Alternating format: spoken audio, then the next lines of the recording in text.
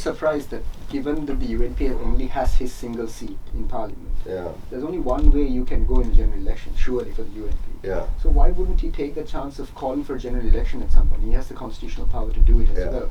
And he has, in a general, there's every chance of him attracting now. Openly, he has attracted yourself, he's invited you openly from the chamber. Many members of the UNP have been talking about yourself. There are several SJBs saying they're going to join. But what's the key point that's keeping him from calling a general, or what is the key point that's stopping the SJB members from joining the government? I think it's been rehashed a bit, but I think it's good to remind everyone why the SJB is in the opposition as well. Yeah, I mean, it's no secret that Mr. Wickramasinghe has called me and others openly to join his cabinet, which we have refused. And this is nothing to hide, right? And it is obviously an honor to be asked to sit in cabinet and become a part of, senior member of the team. But we cannot do that for the simple reason of the makeup of this particular government.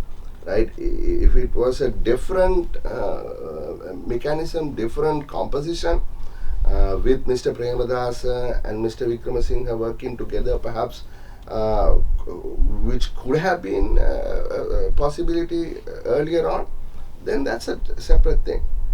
If a party is joining, then that's another matter.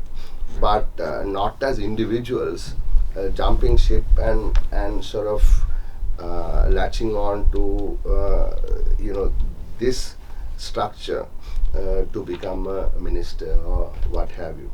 But having said that, the SJB has not opposed the tough reforms that Mr. Wickramasinghe has had to implement. When I say not opposed, yes, there are issues within the reforms. Like when we say, okay, let's take the taxes, right? I mean, we are not in full agreement with his entire tax revision. We have certain issues that we don't agree with him, but we certainly agree that taxes to GDP must rise from 7% to at least 17%, right? So the IMF, we did not vote against the IMF deal because we cannot oppose the IMF. We are not opposed to the IMF program as such, but we are not in agreement with everything that is in there, right? So we cannot raise our hand and say, Mr. Wickramasinghe, we are fully with you, we agree with everything that you have agreed with the IMF, because we don't. But we do not see, as people who seen the world, has studied the subject, has enough experience both locally and internationally, how we can get out of this hole without the support of the IMF. And as a banker, and I know,